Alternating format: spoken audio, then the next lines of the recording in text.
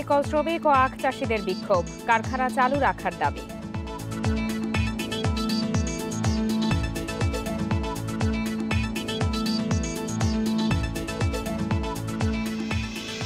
হাইকোর্টের নিষেধাজ্ঞা অমান্য করে মহাসড়কে চলছে ৩ চাকার যান, নেই প্রশাসনের কোনো নজরদারি।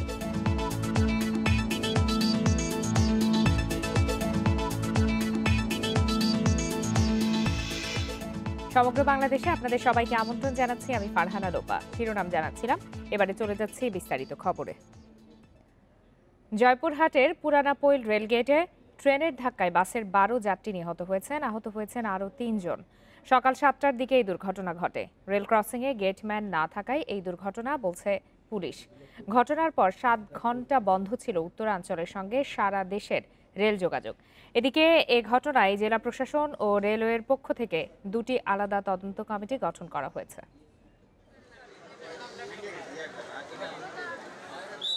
জয়পুরহাট থেকে ছেড়ে আসা বাঁধন নামের একটি যাত্রীবাহী বাস হিলি স্থলবন্দরের দিকে যাচ্ছিল। সদর উপজেলার পুরানাপোল রেলগেট অতিক্রম করার সময় ওই বাসটিকে দিনাজপুরের পার্বতীপুর থেকে ছেড়ে আসা রাজশাহীগামী উত্তরা এক্সপ্রেস ট্রেন ধাক্কা দেয়। এ সময় বাসটির একাংশ প্রায় আধা কিলোমিটার ঠেলে নিয়ে যায় ট্রেনটি। ঘটনাস্থলেই মারা যান বাসের বেশ কয়েকজন যাত্রী। হাসপাতালে নেয়ার পথে এবং চিকিৎসাধীন অবস্থায় মৃত্যু হয় আরও কয়েকজনের। নিহতরা হলেন বাস চালক জয়পুরহাট সদর উপজেলার মামুনুর রশিদ, রমজান পাঁচবিবি উপজেলার সরোয়ার হোসেন, আরিফুর রহমান রাব্বি আক্কেলপুর উপজেলার সাজু মিয়া এবং নওগাঁর রানীনগর উপজেলার বাবু। আমি করিমনগরের রাস্তার মোড়ে যখন রেলগেটের পাশে মেন রোডে উঠি, তখন ট্রেনটা ওই দিক থেকে আসতেছিল, উত্তর দিক থেকে, আর বাসটা আসতেছিল জয়পুরহাট টু হিলির দিকে যাচ্ছিল। বাস পার হচ্ছিল, এমন সময় ট্রেন হঠাৎ করে ঢুকে গেছে।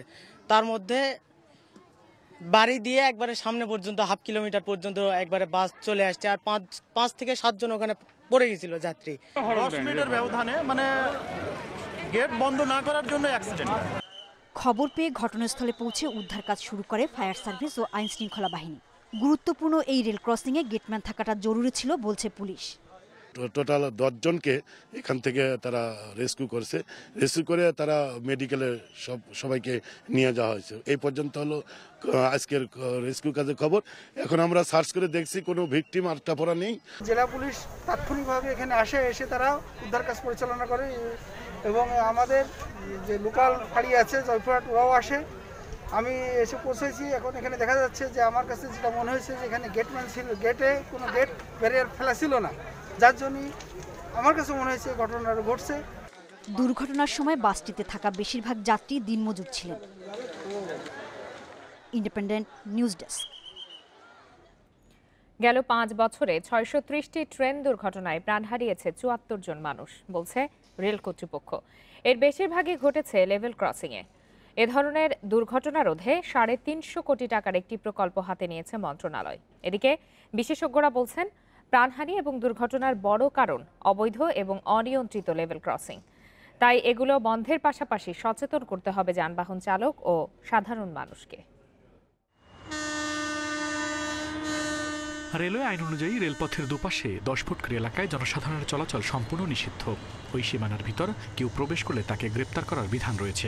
আর দুর্ঘটনায় রেল লাইনে কাটা পড়ে কেউ মারা গেলে তা অপমৃত্যু হিসাবে গণ্য হয়।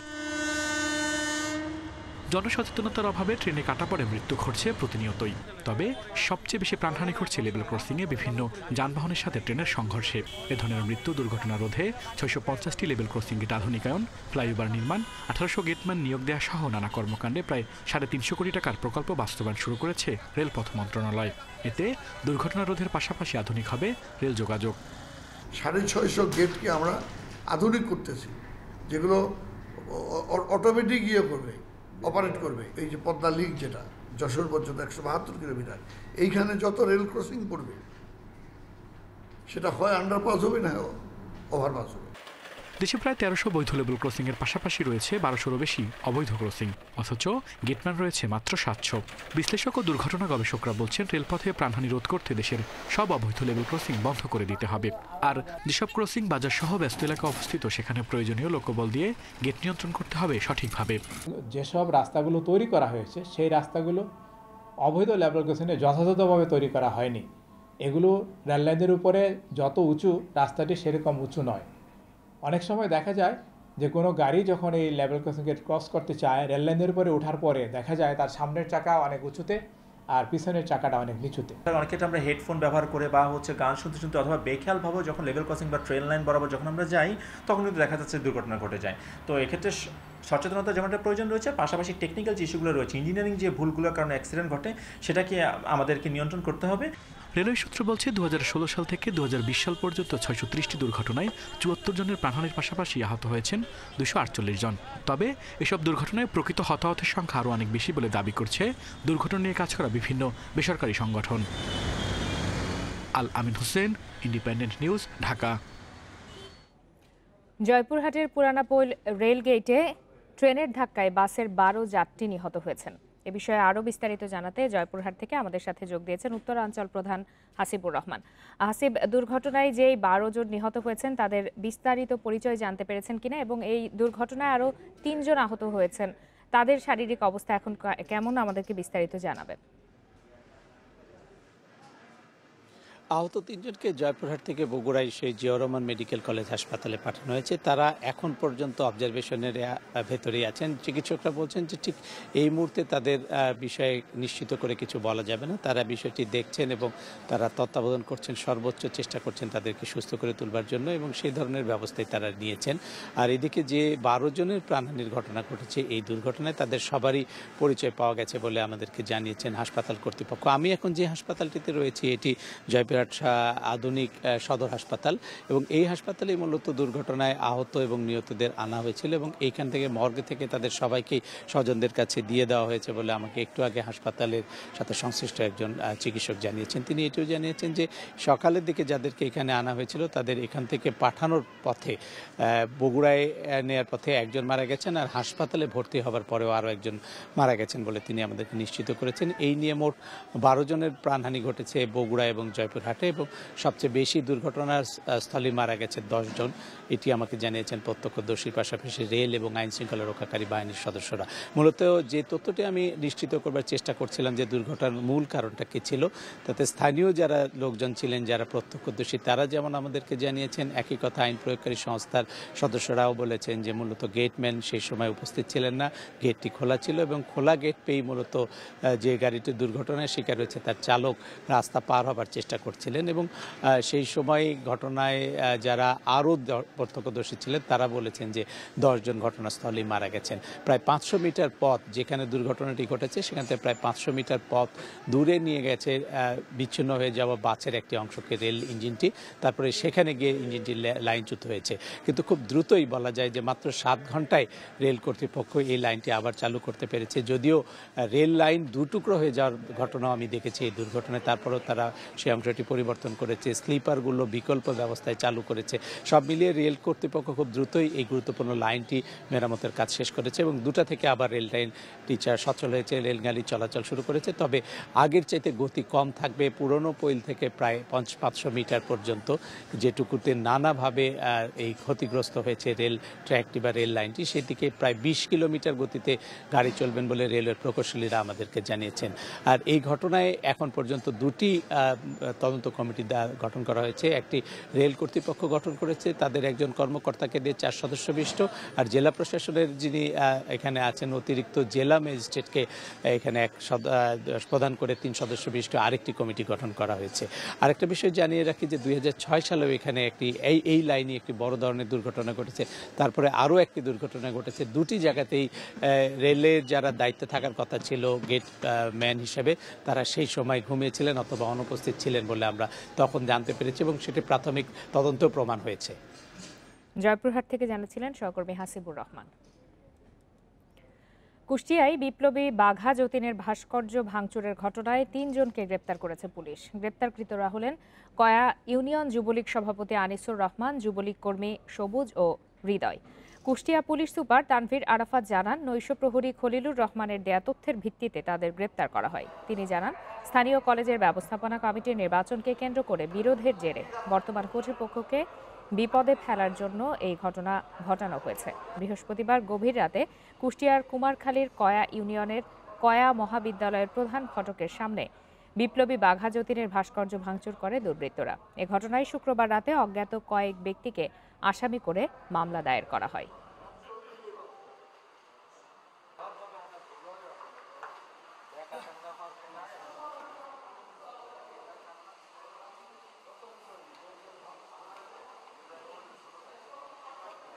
এখন পর্যন্ত তদন্তে যেটা এসেছে সেটা এখন পর্যন্ত তদন্তে আমি বলছি যে তারা ম্যানেজিং কমিটি নিয়ে, কলেজের ম্যানেজিং কমিটি নিয়ে তাদের ভিতরে একটি দ্বন্দ্ব আছে।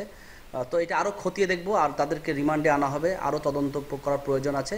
তারপরে আমরা আসলে বলতে পারবো যে সঠিক কী কারণে এই ঘটনাটি ঘটেছে। এ বিষয়ে আরো বিস্তারিত জানাতে কুষ্টিয়া থেকে আমাদের সাথে যোগ দিয়েছেন সহকর্মী মিলন উল্লাহ। মিলন, যেই তিনজনকে গ্রেপ্তার দেখানো হয়েছে তাদের নাম পরিচয় প্রকাশ করা হয়েছে, তাদেরকে এখন ঠিক কোথায় রাখা হয়েছে, কি তথ্য রয়েছে তাদের বিষয়ে সর্বশেষ?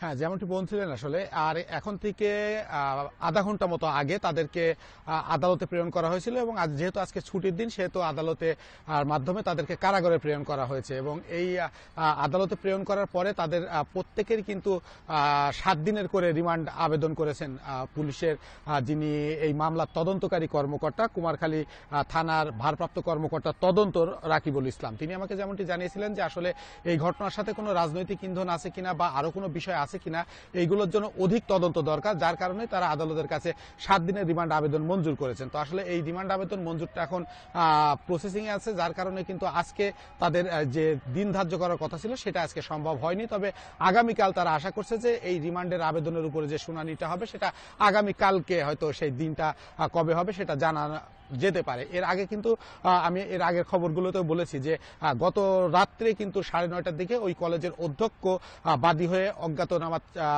3-4 জনকে আসামি করে একটি মামলা দায়ের করে, তার প্রেক্ষিতেই কিন্তু আজকে এই 3 জনকে গ্রেপ্তার করা হয় এবং ওই কলেজের প্রহরী যেই তথ্য দিয়েছিলেন, যাদের কথা বলেছিলেন যে মোটরসাইকেল আরোহীদের কথা, এই 3 জন কি আসলে তারাই নাকি অন্য কেউ?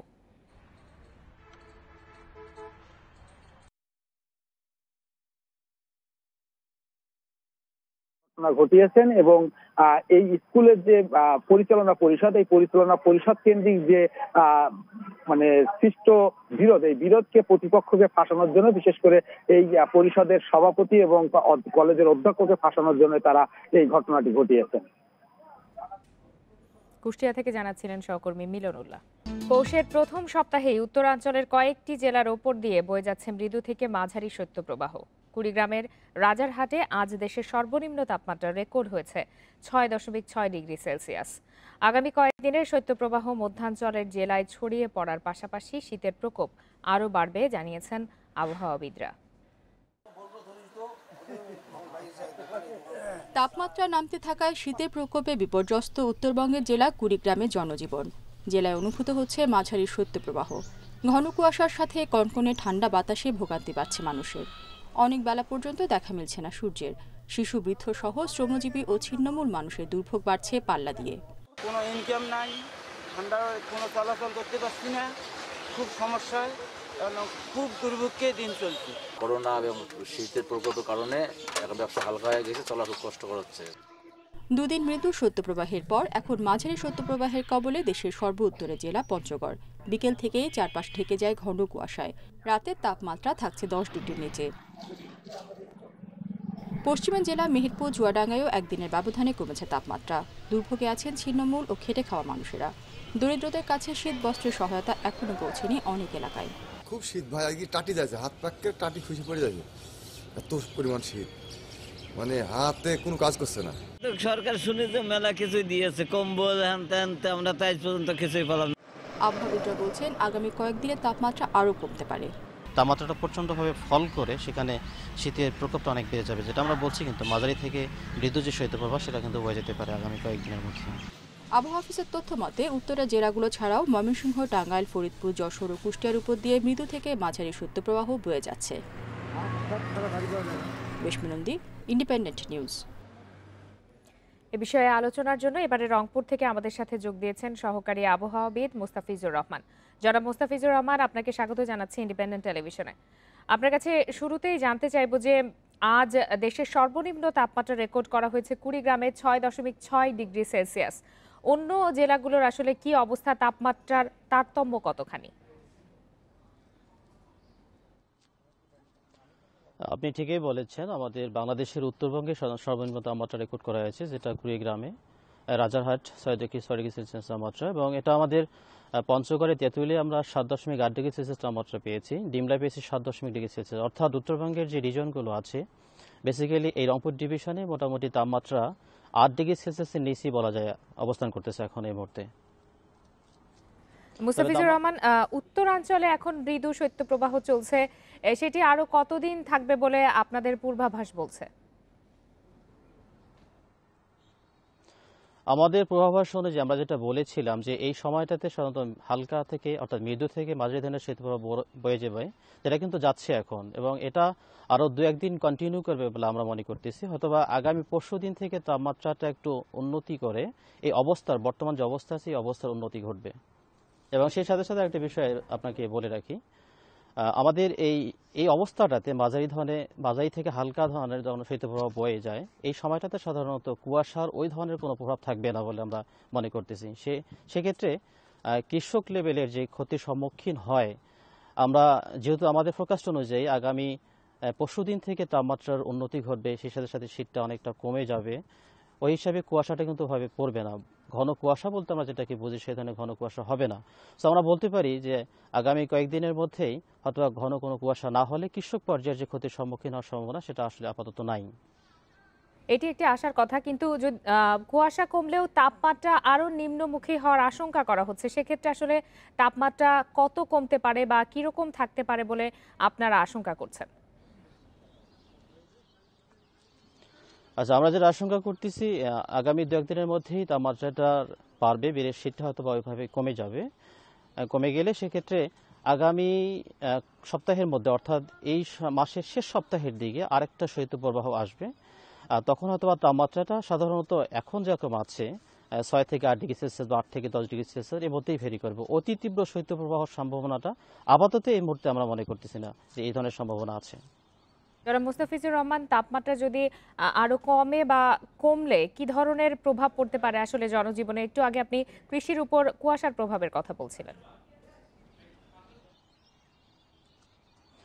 আচ্ছা, আপনি যেমনটা শুনেছেন যে আমাদের উত্তরবঙ্গে কিন্তু কৃষি বেসড এগ্রিকালচার বেসড ইকোনমি এখানে আছে। সো এখানকার মানুষ যদি এই কুয়াশার প্রভাবটাকে কাটিয়ে উঠতে না পারে সেক্ষেত্রে কিন্তু যেমন তারা আর্থিকভাবে ক্ষতির সম্মুখীন হবে, ঠিক তেমনই আমি যদি বলি তাপমাত্রা যদি অনেক বেশি ফল করে, ঠান্ডাটা অনেক বেশি বেড়ে যায়, সেক্ষেত্রে যারা প্রান্তিক পর্যায়ের মানুষ আছে, গরিব মানুষ আছেন, যাদের আসলে শীতবস্ত্র এই ধরনের সাফিসিয়েন্ট অ্যামাউন্ট শীতবস্ত্র নাই, তারা যখন কুয়াশা খুব বেশি পড়বে বা শীত খুব বেশি হবে ওই মুহূর্তে কিন্তু ওরা ঘরের বাইরে বের হয়ে আসবে, বের হয়ে এসে আগুন পথে যাবে, যে কারণে কিন্তু অগ্নিদগ্ধের ঘটনাটা অনেক বেশি হয় এবং প্রাণহানির ঘটনা কিন্তু আমরা অহরহ শুনি। এবং আরেকটা বিষয় যদি আপনাকে বলি, আমি এই ঘন কুয়াশার কারণে কিন্তু রাস্তাঘাটে অনেক অ্যাক্সিডেন্ট সংঘটিত হচ্ছে ইদানিং। সো এই বিষয়টা অবশ্যই যারা সাধারণ মানুষ আছে, যারা যানবাহন চালাচ্ছে তাদেরকে অবশ্যই বেশি অ্যাওয়ার হতে হবে এবং যথাযথ কর্তৃপক্ষ যারা আছেন তাদেরকে অবশ্যই আমাদের যে ফোরকাস্ট আছে, আমাদের পূর্বাভাস আছে, যেটা আমরা বলে থাকি অনেক আগেই 2 দিন বা 5 দিন বা 7 দিন আগে যে বলে থাকি, এই পূর্বাভাসটা কিন্তু অবশ্যই কাজে লাগাতে হবে। যখন খুব ঘন কুয়াশার সম্ভাবনা থাকবে আমরা বলে দেবো, বা খুব বেশি শীত হবে আমরা বলে দেবো, এই মুহূর্তটাতে অবশ্যই কর্তৃপক্ষকে কিন্তু সাধারণ মানুষ পর্যন্ত আমাদের পূর্বাভাসটা পৌঁছাতে হবে। সেটা এনিওয়ে হতে পারে, সেটা আপনাদের মাধ্যমে হতে পারে, ইলেকট্রনিক মিডিয়া, প্রিন্ট মিডিয়া বা বাংলাদেশ বেতার আছে সেগুলোর মাধ্যমে হতে পারে। তখন অবশ্যই প্রান্তিক পর্যায়ে যারা মানুষ আছেন, যারা গরিব মানুষ আছেন, তারা কিন্তু অনেক প্রাণহানির সম্মুখীন থেকে অনেকটাই রেহাই পাবে বলে আমি মনে করি। জনাব মুস্তাফিজুর রহমান, আমাদের সাথে যোগ দেওয়ার জন্য আপনাকে অসংখ্য ধন্যবাদ। কথা বলছিলাম সহকারী আবহাওয়াবিদ মুস্তাফিজুর রহমানের সঙ্গে। চলে যাচ্ছি পরের প্রসঙ্গে। নোয়াখালীর হাতিয়ায় বরযাত্রীবাহী ট্রলার ডুবির ঘটনায় আরও 3 জনের মরদেহ উদ্ধার হয়েছে। এ নিয়ে মৃতের সংখ্যা দাঁড়ালো 10 জনে। এখনও নিখোঁজ রয়েছে 5 জন। হাতিয়া নৌ পুলিশের নলচিরা ঘাটের ইনচার্জ মোহাম্মদ একরামুল্লাহ জানিয়েছেন, ভোরে মনপুরা থেকে জাকিয়া বেগম নামে এক নারীর মরদেহ উদ্ধার করা হয়। এর আগে গজারিয়া এলাকা থেকে হাসান ও নিহা নামের 2 শিশুর মরদেহ উদ্ধার হয়। মরদেহগুলো স্বজনদের কাছে হস্তান্তর করা হয়েছে। গত 15 ডিসেম্বর দুপুরে মেঘনায় বরযাত্রীবাহী ট্রলার ডুবির ঘটনা ঘটে। এতে এ পর্যন্ত নববধূ সহ 10 জনের মরদেহ উদ্ধার করা হয়েছে।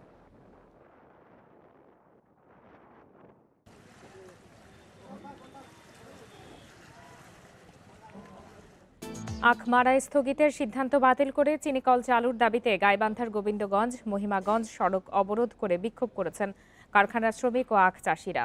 সকাল 9:30 থেকে রংপুর চিনিকলের কয়েকশো শ্রমিক ও স্থানীয় চাষিরা মিলের সামনে সড়কে অবস্থান নেন। এ সময় তারা চিনিকল চালুর দাবিতে স্লোগান দিতে থাকেন। পরে সংবাদ সম্মেলনে মিল চালু না করা পর্যন্ত লাগাতার কর্মসূচির কথা জানান শ্রমিক নেতারা। এরপর আখ খেতে আগুন ধরিয়ে মিল বন্ধের প্রতিবাদ জানান চাষিরা। সম্প্রতি বাংলাদেশ চিনি ও খাদ্য শিল্প কর্পোরেশনের পক্ষ থেকে সাময়িকভাবে চিনিকল বন্ধের ঘোষণা দিয়ে শিল্প মন্ত্রণালয়ে চিঠি পাঠানো হয়েছে। এর প্রতিবাদে সারা দেশেই মিল খোলা রাখার দাবিতে আন্দোলন করে আসছেন শ্রমিক ও আখ চাষিরা।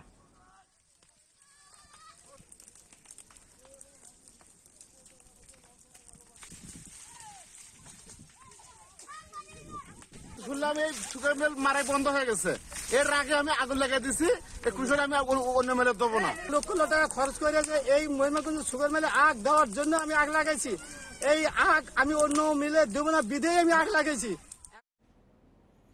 খুলনায় নিষিদ্ধ জঙ্গি সংগঠন আল্লাহর দলের স্থানীয় নেতা মোহাম্মদ হাফিজুর রহমান সহ ৮ সক্রিয় সদস্যকে গ্রেপ্তার করেছে র্যাব। গতরাতে নগরীর লবণচড়া থানার সালাউদ্দিন ইউসুফ আলী সরকারি প্রাথমিক বিদ্যালয়ের পাশের একটি ওয়ার্কশপ থেকে তাদের গ্রেপ্তার করা হয়। এ সময় ১৩টি মোবাইল সেট, নগদ ১৯,০০০ টাকা, উগ্রপন্থী নথিপত্র উদ্ধার করা হয়। গ্রেপ্তারকৃতরা হলেন মোহাম্মদ জিল্লুর রহমান, মোহাম্মদ আলমগীর হোসেন মুন্সি, মোহাম্মদ কাইয়ুম হোসেন, রাজিবুল আলম, মোহাম্মদ সুমন ব্যাপারী, মোহাম্মদ মুস্তাকিন হোসেন ও মোহাম্মদ জাহাঙ্গীর। র্যাব ৬-এর পরিচালক লেফটেন্যান্ট কর্নেল রওশনুল ফিরোজ জানান, নাশকতার জন্য তারা বৈঠক করছিলেন। গোপন খবরে অভিযান চালিয়ে তাদের গ্রেপ্তার করা হয়েছে। গত ১.৫ বছরে নিয়ে আল্লাহর দলের ৪৩ সদস্যকে গ্রেপ্তার করেছে র্যাব।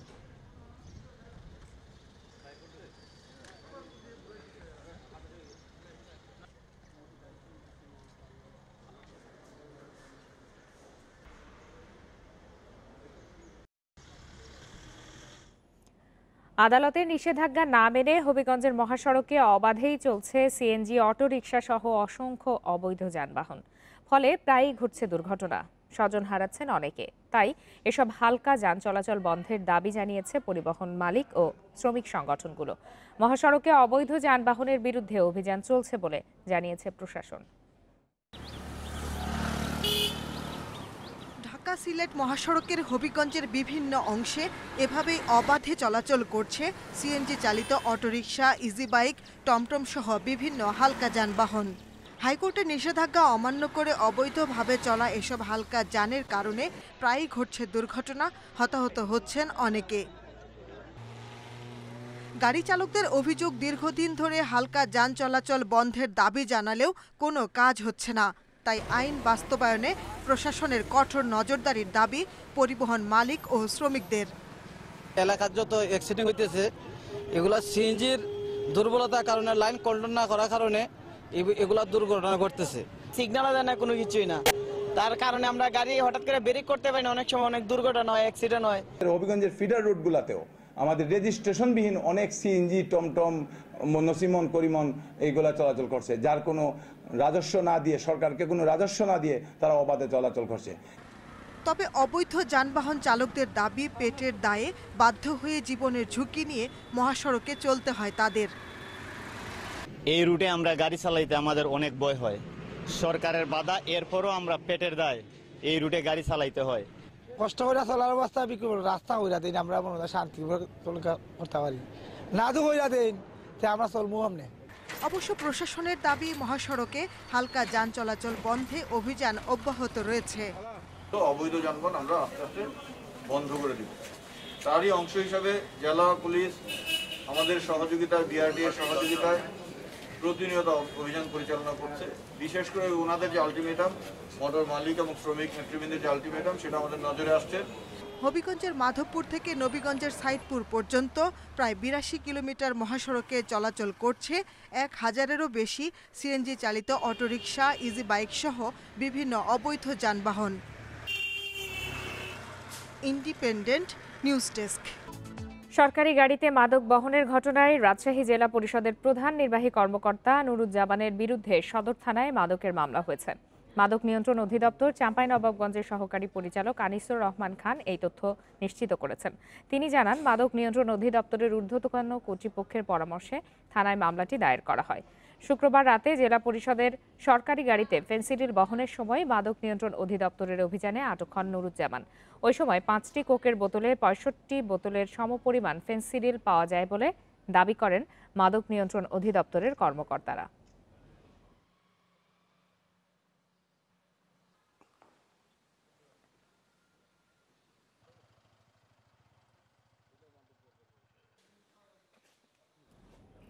লক্ষ্মীপুরের আন্দারমানিক এলাকায় ডাকাতের হামলায় একজন নিহতের ঘটনায় অজ্ঞাত 12 জনকে আসামি করে মামলা হয়েছে। গতরাতে নিহতের বাবা বাদী হয়ে সদর থানায় মামলাটি দায়ের করেন, তবে এখনও গ্রেপ্তার হয়নি কেউ। সদর থানার ওসি মোহাম্মদ মোসলে উদ্দিন জানান, ডাকাতের হামলার নিহতের ঘটনায় মামলা হয়েছে, জড়িতদের গ্রেপ্তারে চলছে অভিযান। বৃহস্পতিবার রাতে একদল ডাকাত স্থানীয় ওয়ার্ড যুবলীগের আহ্বায়ক মনির হোসেনের ঘরে ঢোকে। এ সময় তাদের বাধা দিতে গেলে মনির হোসেন ও তার স্ত্রীকে কুপিয়ে জখম করে স্বর্ণালংকার ও 2 লাখ টাকা সহ মালামাল লুট করে পালিয়ে যায় ডাকাতরা। পরে প্রতিবেশীরা তাদের উদ্ধার করে হাসপাতালে নিয়ে গেলে সেখানে মারা যায় মনির। আশঙ্কাজনক অবস্থায় ঢাকায় চিকিৎসাধীন রয়েছেন মনিরের স্ত্রী মনোয়ারা বেগম।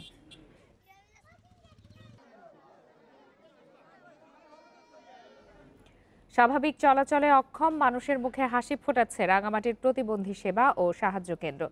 এখান থেকে সেবা নিয়ে স্বস্তির জীবনে ফিরে যাচ্ছেন অনেকে, তবে প্রচার না থাকায় এই সেবায় খবর পৌঁছাচ্ছে না বেশিরভাগ অসুস্থ মানুষের কাছে। ঘোড়ার গাড়িতে যাত্রী পরিবহন দেখে মনে হবে বহু বছর আগের কোনো দৃশ্য। কেউ পায়ে হেঁটে, কেউ বা ঘোড়ার গাড়িতে এভাবেই যাচ্ছেন পদ্মার ঘাটে। এটি রাজবাড়ির জৌকুরা ঘাটে যাওয়ার পথ। নাব্যতা সংকটের কারণে ঘাট সরে গেছে 2 কিলোমিটার দূরে, নেই কোনো সংযোগ সড়ক, তাই ঘাটে পৌঁছানোর জন্য ঘোড়ার গাড়ি একমাত্র বাহন। একমাত্র যাতায়াত ব্যবস্থা হলো ঘোড়ার গাড়ি, যা অত্যন্ত কষ্টদায়ক, এবং তাছাড়া ব্যবস্থা একমাত্র পায়ে হাঁটা। এই পথটা আমি মনে করি যারা কর্তৃপক্ষ আছেন, যারা জনপ্রতিনিধি আছেন, এদের অবশ্যই সজাগ দৃষ্টি দেওয়া উচিত।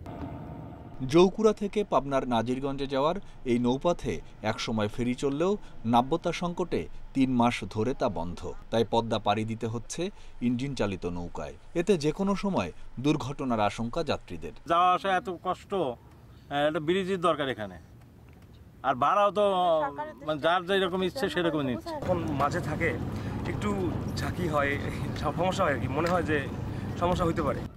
কর্তৃপক্ষ বলছে নদীর ঘাট থেকে চরের মধ্যে সংযোগ সড়ক নির্মাণ সম্ভব হচ্ছে না, তবে দ্রুতই বিকল্প উপায়ে ফেরি চালুর চেষ্টা চলছে। নাব্যতা সংকটের কারণে এবং বেশ কিছু ডুবোচর বেশি ওঠার কারণে আমাদের যে ফেরি চলাচল ব্যাপকভাবে বিঘ্নিত হচ্ছে। জৌকুরা প্রান্তে যে আমাদের ফেরিঘাটটি, এটি প্রায় আমাদের সড়ক থেকে প্রায় 1 কিলোমিটার দূরে সরে গেছে, এবং আমরা চেষ্টা করতেছি যে নতুন একটি জায়গায় ঘাট স্থাপন করতে।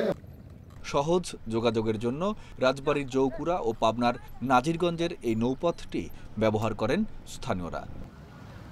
Independent news desk. আমরা এতক্ষণ দেখছিলাম রাজবাড়ির প্রতিবেদন। চলে যাচ্ছি পরের খবরটিতে। মৌলভীবাজারের রাজনগরে আজ শেষ হচ্ছে 2 দিনের বিজয় মেলা। শুক্রবার শুরু হওয়া এই মেলার আয়োজন করে বালিগাঁও শহীদ দানু মিয়া স্মৃতি পাঠাগার। মেলা উপলক্ষে কাবাডি, গোল্লাছুট, হাড়িয়া ভাঙা সহ লোকজ নানা খেলার আয়োজন করা হয়। শেষ দিনে রয়েছে সাংস্কৃতিক অনুষ্ঠান। আয়োজকরা জানান, নতুন প্রজন্মকে গ্রামীণ খেলাধুলার সঙ্গে সম্পৃক্ত করতে এবং মুক্তিযুদ্ধের চেতনায় বাংলাদেশ বিনির্মাণে 2004 সাল থেকে নিয়মিত এই মেলার আয়োজন হয়ে আসছে। করোনার কারণে এবার 3 দিনের আয়োজন 2 দিনে শেষ করা হয়েছে।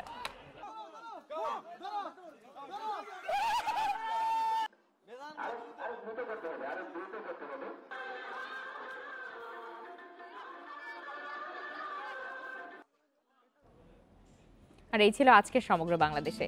ইন্ডিপেন্ডেন্ট টেলিভিশনের সব খবরের আরও বিস্তারিত জানতে চোখ রাখুন ফেসবুক, ইউটিউব বা টুইটারে। এতক্ষণ সাথে থাকার জন্য সবাইকে ধন্যবাদ।